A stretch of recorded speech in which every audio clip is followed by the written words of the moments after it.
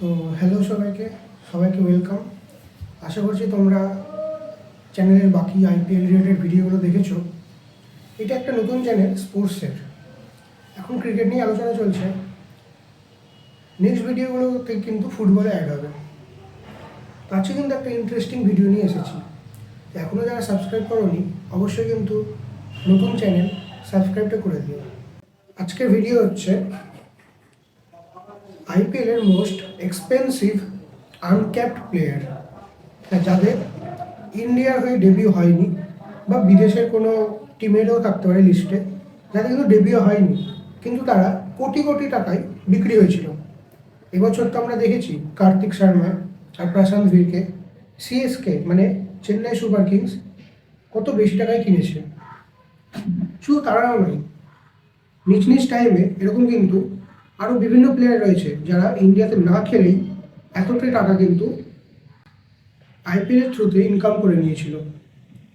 Obviously তাদের performance কিছু ছিল বলেই ফ্র্যাঞ্চাইজিরা গেছিল, কিন্তু তাদের কি পারফরমেন্স সেই প্রাইসটাকে ম্যাচ করতে পেরেছিল সেটাও কিন্তু আজকের ভিডিওতে দেখব।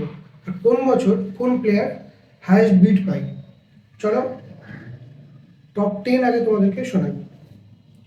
তোমরা সবাই জানে প্রথম দুজন কিন্তু এবছরেরই বিক্রি হয়েছে, প্রশান্ত ভীর আর কার্তিক শর্মা। 2026 14.2 CR সিএসকে, মানে 14,20,00,000-তে সিএসকেতে গেছে প্রশান্ত ভীর অ্যান্ড কার্তিক শর্মা 2026 সালে। এর পরে 10 কোটি কিন্তু ক্রস করেছিল না, এই বছর প্রথম 10 কোটি ক্রস করলো আনক্যাপ প্লেয়ারে। তারপর কিন্তু আসবে আমাদের আবেশ খান। হ্যাঁ, 2022 সালে যখন কিন্তু নতুন দুটো টিম অ্যাড হয়, গুজরাট অ্যান্ড লখনৌ কিন্তু আবেশ খানকে 10 কোটি টাকায় কিনেছিল 2022 সালে। এই লিস্টে সে থাকছে 3 নম্বরে। এর পরের নামটা কিন্তু খুব ইন্টারেস্টিং।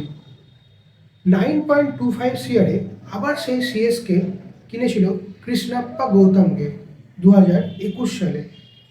এই নামটা ইন্টারেস্টিং কেন বলছি, এটা তোমাদেরকে যখন আমি স্ট্যাট বলবো তখন তোমরা দেখতে পাবে এই নামটা এত কেন ইন্টারেস্টিং হিসেবে আমি বললাম। তারপর এর পরের নাম থাকছে কিন্তু শাহরুখ খান, যাকে কিন্তু পাঞ্জাব কিংস কিনে নিয়েছিল 9 কোটি টাকা দিয়ে।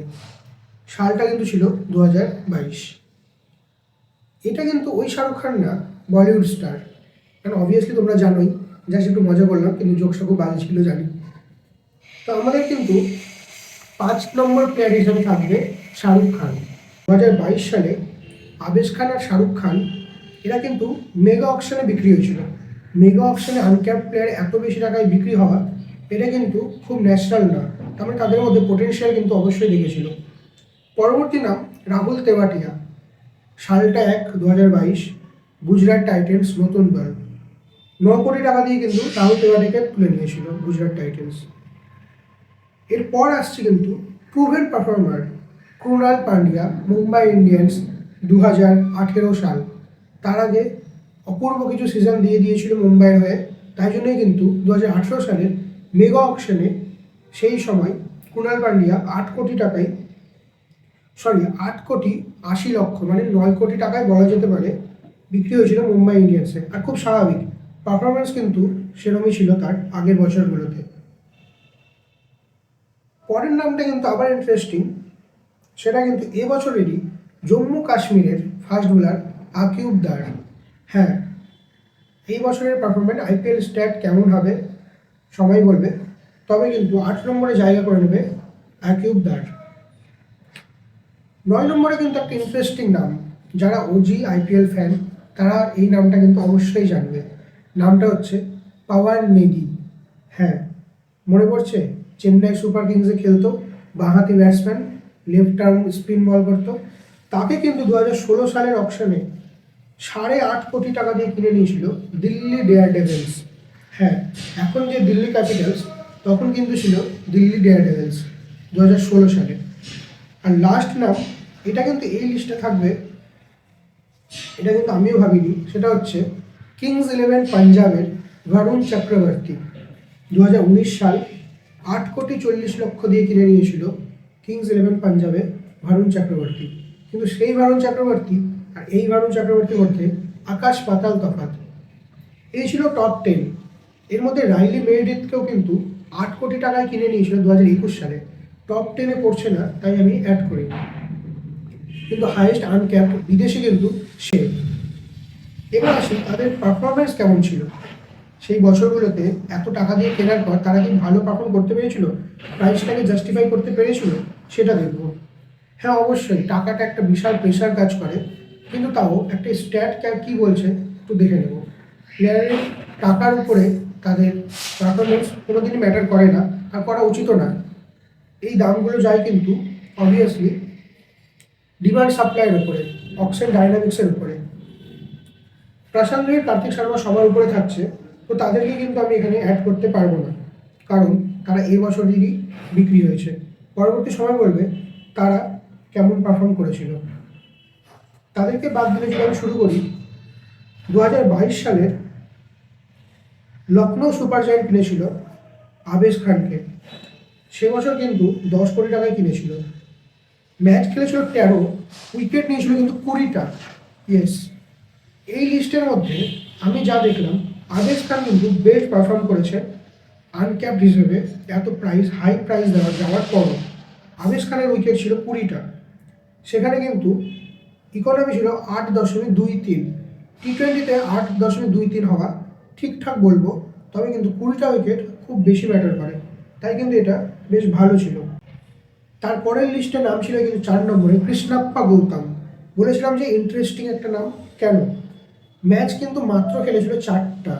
হ্যাঁ, 2021 সালে 9.25 CR বিক্রি হয়ে 4টা ম্যাচ খেলিয়েছিল সিএসকে। ব্যাটিংয়ে তো জায়গা পায়নি, বলিংয়ে কিন্তু মাত্র 5টা উইকেট সে নিয়েছিল। আর ইকোনমি ছিল 8.25। ইকোনমি যদিও বা ঠিক, কিন্তু উইকেট 5 আর বলিং এভারেজ ছিল 19-এর। সেই কারণে কিন্তু আর চান্স পায়নি। আর আমার যতটা মনে পড়ছে, প্রথম দিকে তাকে চান্স দেওয়া হয়নি, পরের দিকে সে চান্স পায়, কিন্তু ওই যে বললাম 4 ম্যাচে মাত্র 5টা উইকেট। প্রাইস জাস্টিফাই অবভিয়াসলি করেনি। 2022 সালে শাহরুখ খানকে কিনে নিয়েছিল পাঞ্জাব কিংস। আর সেই বছর কিন্তু তার পারফরমেন্স ছিল 8 ম্যাচ খেলে 117 রান। হ্যাঁ, আর 4 মেরেছিল মাত্র 4টা, 6 মেরেছিল 9টা। 8টা ম্যাচ খেলে 117 রান লোয়ার অর্ডারে অবশ্যই জাস্টিফাই করে না প্রাইসটাকে। তো বিগ ফ্লপ ছিল শাহরুখ খান। তারপরে কিন্তু আমাদের লিস্টে ছিল রাহুল তেওয়াটিয়া। 2022 সালে গুজরাট টাইটান্স কিনেছিল 9 কোটিতে রাহুল তেওয়াটিয়াকে। 16 ম্যাচ খেলে 217 রান করেছিল, আর ব্যাটিং এভারেজ ছিল 31, স্ট্রাইক রেট ছিল 147। আবেশ খানের পরে আমি কিন্তু এই রাহুল তেওয়াটিয়ার পারফরমেন্সকে জাস্টিফাই কিছুটা হলেও করতে পারি বা বলতে পারবো। বাকি কিন্তু পারফর্মাররা সেরকম পারফর্ম করেনি। সেক্ষেত্রে রাহুল তেওয়াটিয়া কিন্তু বেশ ভালো ইম্প্যাক্ট ক্রিয়েট করেছিল। তারপরেই কিন্তু চলে আসছে আমাদের ক্রুনাল পান্ডিয়া। 2018 সাল, সেখানেই কিন্তু 14টা ম্যাচ খেলে 228 রান, আর স্ট্রাইক রেট ছিল 145, আর বলিংয়ে ছিল 12টা উইকেট। এইটাও কিন্তু, আর বলিং ইকোনমি ছিল মাত্র 7-এর। তবে এখনই যেটা বললাম রাহুল তেওয়াটিয়াকেও কিন্তু ছাপিয়ে গেল এবার ক্রুনাল পান্ডিয়া। 2018 সালে এত এক্সপেন্সিভ আনক্যাপড প্লেয়ার হয়েও যে এত সুন্দর পারফরমেন্স করবে, এটা কিন্তু আমরা অনেকেই জানতাম, কারণ ক্রুনাল পান্ডিয়ার স্ট্রেচারটা সেই সময় অনেক হাই ছিল। তার 2-3 বছর খুব ভালো পারফরমেন্স করেছিল, তাই কিন্তু মুম্বাই সহ আরও বিভিন্ন টিম ক্রুনাল পান্ডিয়ার পিছনে দৌড়েছিল, কিন্তু লাস্টে মুম্বাই জিতেছিল অকশন বিডে।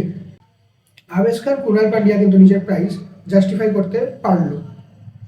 এরপরে আসে কিন্তু ভারুণ চক্রবর্তী। 2019 সালে, এটা একটা ইন্টারেস্টিং ফ্যাক্ট যে ভারুণ চক্রবর্তীকে কেনার পরে ফার্স্ট ম্যাচ খেলেছিল কেকেআরের এগেনস্টে, আর ফার্স্ট ওভার বল করেছিল। ফার্স্ট ওভারে আমার যতটা মনে হচ্ছে 20 থেকে 22 রান দিয়েছিল। আর ব্যাটিংয়ে কে ছিল জানো? তার স্পিন টুইন এখনকার সুনীল নারায়ণ। হ্যাঁ, ওই একটাই ম্যাচ খেলেছিল, 3 ওভার বল করেছিল, রান দিয়েছিল 35 রান।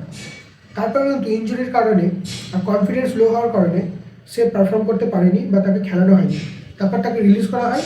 তারপর কিন্তু কলকাতার সোনায় সোহাগা হয়ে যায় এই ভারুণ চক্রবর্তী। এখন ভারুণ চক্রবর্তী কোন জায়গায় সেটা কিন্তু আমাকে আর বলার দরকার নেই, তোমরা সবাই জানো। তো ভারুণ চক্রবর্তীও কিন্তু আনক্যাপড এক্সপেন্সিভ হিসেবে ফ্লপ ছিল।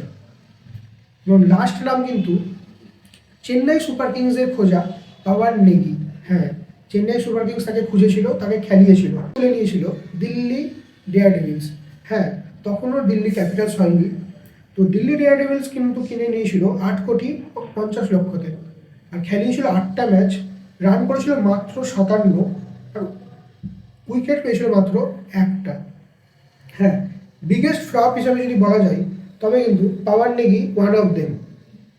এই পারফরমেন্স আর সেই প্রাইস অবশ্যই জাস্টিফাই করে না।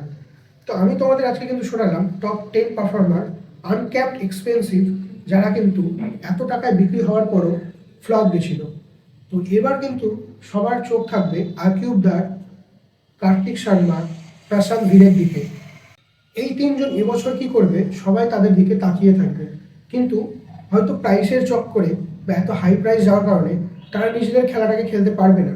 সেক্ষেত্রে কিন্তু আমি বলবো যারা হাই এক্সপেন্সিভভাবে যায়নি, যেমন তেজস্বী সিং ধাইয়া, আর তেজস্বী সিং ধাইয়াকে কেকেআর কিনেছে, প্লেয়ারটা কে এটা কিন্তু আমি রিলে পোস্ট করে দিয়েছি, তো তোমরা শর্টসে সেটা দেখতে পারো এই প্লেয়ারটার ইন্টারেস্টিং ফ্যাক্টসগুলো।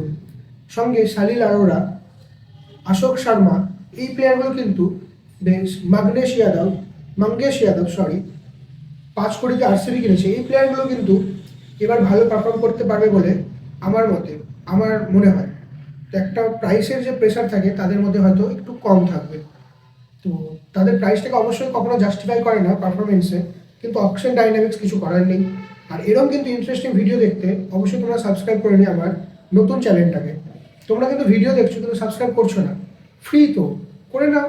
আরও ইন্টারেস্টিং ভিডিও নিয়ে আসবো, তখন তোমরা দেখতে পারবে। আশা করছি ভিডিওটা ভালো লেগেছে। Thank you.